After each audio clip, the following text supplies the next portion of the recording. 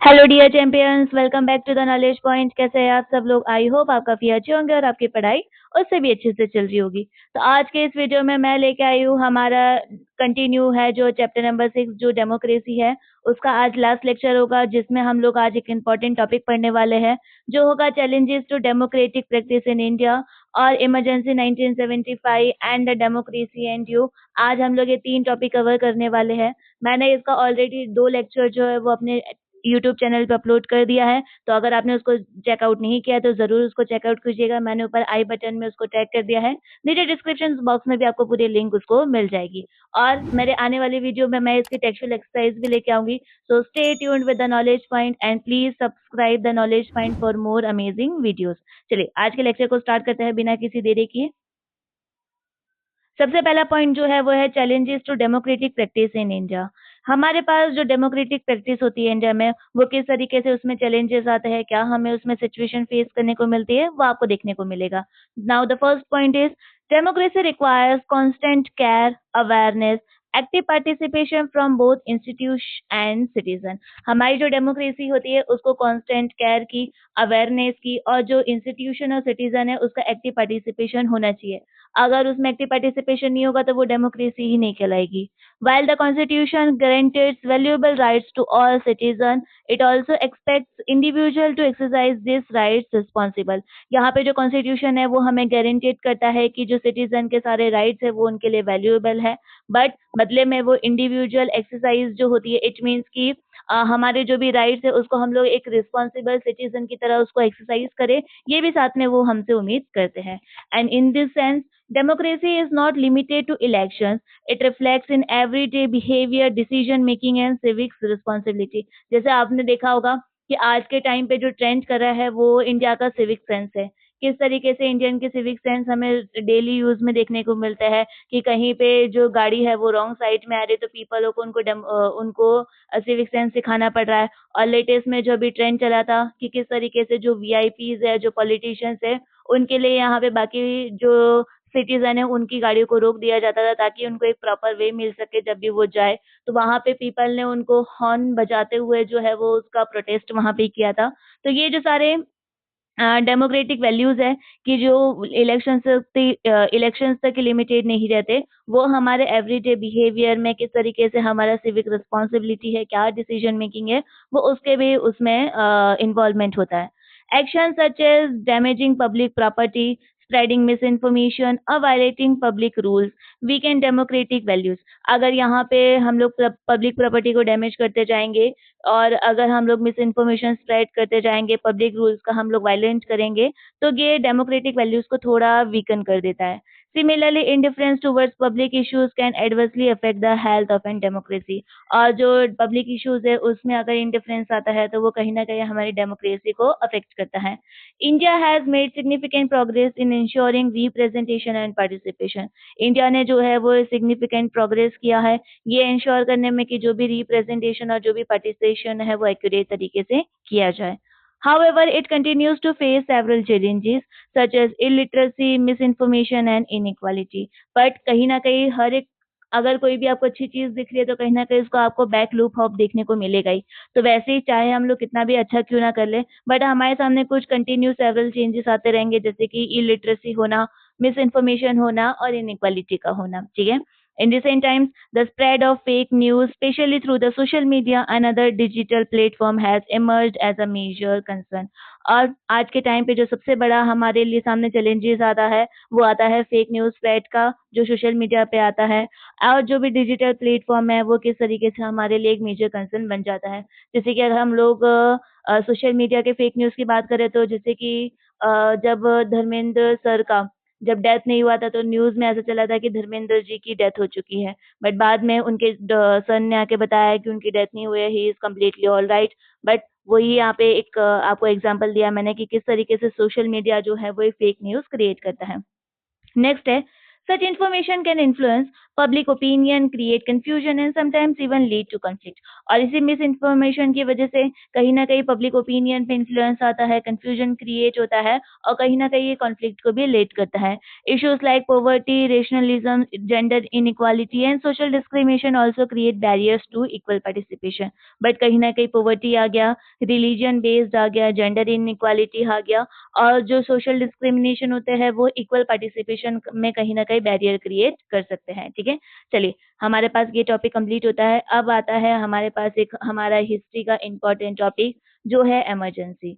दोस्तों आप सब लोगों को ये पक्का पता है कि हमारा जो कंट्री है उसमें एक बार इमरजेंसी रूल लगा था और वो भी यहाँ पे इंदिरा गांधी के एरा में लगा था जो था 1975 टू 1977। ठीक है, इमरजेंसी का मतलब क्या है वो आप देख लीजिए। Emergency means article 352, 356 and 360 of the Constitution of India deals with the provision for declaration of national emergency, president rules and financial emergency respectively।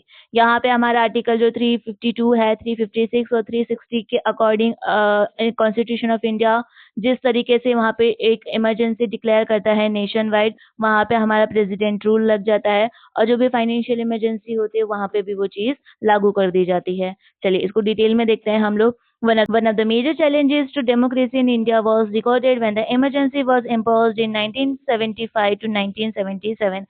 जो सबसे बड़ा डेमोक्रेसी में मेजर चैलेंज आया था वो तब आया था कि जब इंडिया में यहाँ पे इमरजेंसी लगी थी जब 1975 to 1977।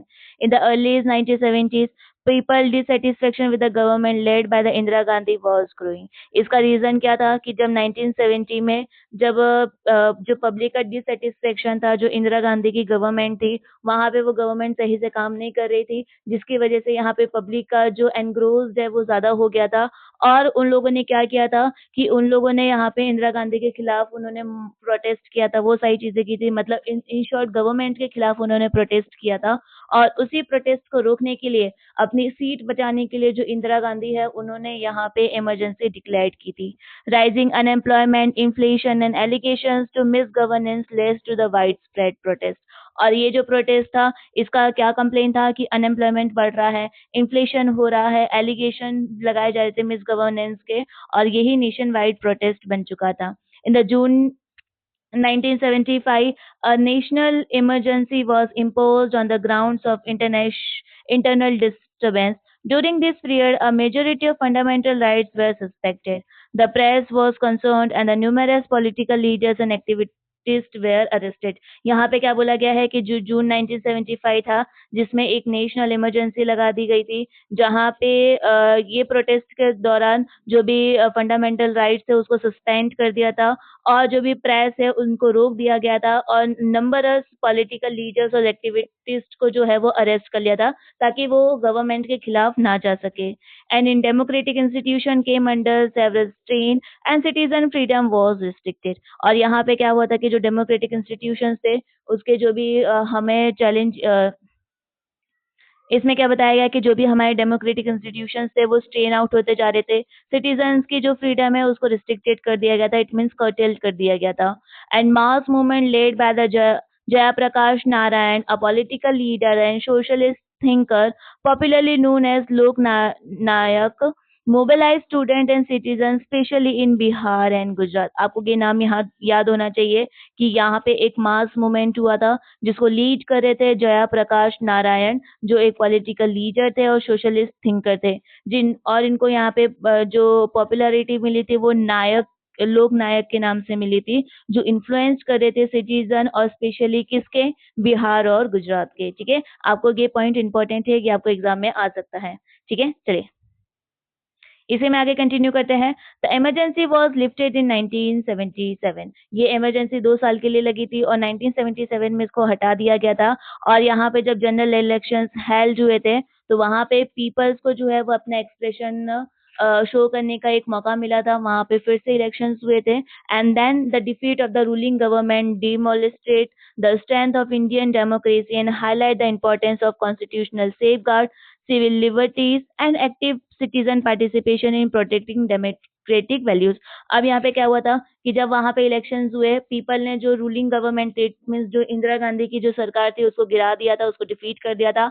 और यही एक मेजर एग्जाम्पल बनता है कि जो भी हमारे डेमोक्रेटिक वैल्यूज है और किस तरीके से एक जो पीपल है वो यहाँ पे एक गवर्नमेंट को फॉर्म भी कर सकते हैं और बनी बनी गवर्नमेंट को भी वो लोग यहाँ पे डिफीट कर सकते हैं। ये इसका एक बेस्ट एग्जाम्पल है। नेक्स्ट है, this point highlight both the vulnerabilities and the resilience of democratic institution in India, जो मैंने आपको पहले बता दिया है। ठीक है, आई होप आपको इमरजेंसी वाला जो पॉइंट है वो इजीली क्लियर हुआ होगा। नेक्स्ट है यहाँ पे डेमोक्रेसी और हमारे बीच में क्या है वो आपको देखना है। Democracy and you, being well informed is one of the vital responsibility of a young citizen. It means कि आपको एक proper knowledge होना चाहिए। जो एक young citizen responsible होता है उसके लिए एक important point है कि आप अगर कोई चीज कर रहे हो तो आपको उसका proper knowledge होना चाहिए। ठीक है, reading newspaper, watching news programs and using the internet responsible helps to stay aware of the national and international events. हम लोगों को न्यूज़पेपर रीड करना चाहिए, न्यूज़ प्रोग्राम्स देखने चाहिए और हमारे पास जो भी इंटरनेट है, इट मीन्स जो भी मोबाइल है, उसका हमें प्रॉपरली यूज़ करते कि क्या हमारी कंट्री में हो रहा है और बाकी के देश में हो रहा है उसके बारे में हमें अवेयर हो सके।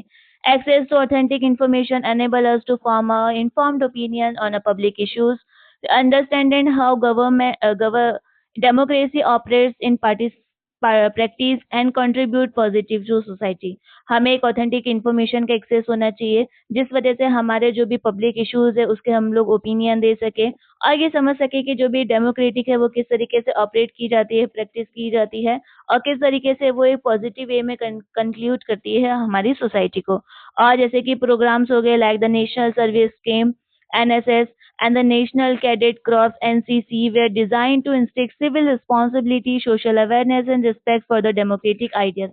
आप सभी के स्कूलों में एनसीसी होगा, आप कॉलेज में जाओगे तो वहाँ पे भी एनसीसी होगा। तो ये एनसीसी को क्यों लोग लाते हैं? बिकॉज यहाँ पे पीपल को पता चल सके कि किस तरीके से उनके जो भी सिविक रिस्पॉन्सिबिलिटी है, सोशल अवेयरनेस है और डेमोक्रेटिक आइडियाज है उसको प्रोटेक्ट कर सके। And through community service, team work and organised activities you can learn the importance of participation, responsibility and service to the nation. अगर हमारे जो राइट्स है, इट मीन्स हमारा राइट टू वोट है, अगर हम उसको यूज ही ना करें तो गवर्नमेंट कैसे फ्रेम होगी, किस वे में हमारी गवर्नमेंट हमारे लिए काम करेगी। तो हमें एक टीम वर्क दिखाना है, कम्युनिटी सर्विस के थ्रू हम लोग ये बना सकते हैं ताकि हमें पता चले कि एक एक्टिव पार्टिसिपेशन का क्या इंपॉर्टेंस होता है, क्या सर्विस होती है और रिस्पॉन्सिबिलिटी होती है एक सिटीजन का एक नेशन के लिए। Democracy is not merely a system of government, but the continuous process shaped by the institution and active citizenship. Democracy सिर्फ एक गवर्नमेंट का सिस्टम नहीं है, बट ये एक कंटिन्यूस प्रोसेस है जिसको शेप करने का काम कौन करता है, उसका एक्टिव सिटीजन करता है और इंस्टीट्यूट करता है। From the early ideas of collective decision making to the constitutional framework of the modern economy, democratic principles have evolved to ensure authority is exercised with the accountability. हमारे जो भी ideas है collective decision making के towards the constitutional framework और modern Republic democratic principles के लिए वो किस तरीके से इवॉल्व होते हैं, ये इंश्योर करने के लिए जो भी अथॉरिटीज है वो अपना काम एकदम सही तरीके से कर सके। ठीक है, चलिए इसी का लास्ट पॉइंट है, India democracy stand for its scale, diversity and resilience. ये सभी लोगों को पता है, it functions through elections, constitutional values and everyday civic practice. और इसका जो फंक्शन है वो किस तरीके से किया जाता है, इलेक्शंस के थ्रू हो गया, कॉन्स्टिट्यूशनल वैल्यूज के थ्रू हो गया और एवरीडे सिविक प्रैक्टिस के लिए। While challenges remain, unstrained public participation and respect for democratic norms keep it vibrant. Ultimately, the strength of democracy depends not only the institution and laws, but also the informed and responsible citizen whose active participate in shaping their society. और ultimately जो democracy का strength है वो सिर्फ एक institutional या law पे depend नहीं करता है, वो एक रिस्पॉन्सिबल सिटीजन का एक एक्टिव पार्टिसिपेशन में कि किस तरीके से उनकी सोसाइटी फ्रेम हो रही है उसके ऊपर भी डिपेंड करता है। आई होप यहाँ पे हमारा जो चैप्टर है वो आपको एकदम कंप्लीट समझ आया होगा। आप पहले की 2 वीडियोस भी ज़रूर चेकआउट कीजिएगा ताकि आपको ये जो चैप्टर है वो कंप्लीट क्लियर हो सके। अगर आपको कुछ भी डाउट निकलता है या कुछ भी क्वेरीज आती है इस चैप्टर के रिगार्डिंग तो आप मुझे कमेंट सेक्शन में पूछ सकते हैं and don't forget to like share and subscribe the knowledge point. अब मैं इसका एक और वीडियो लेके आऊंगी जिसमें हम लोग इसकी टेक्सचुअल एक्सरसाइज देखेंगे। So stay tuned with us. Thank you.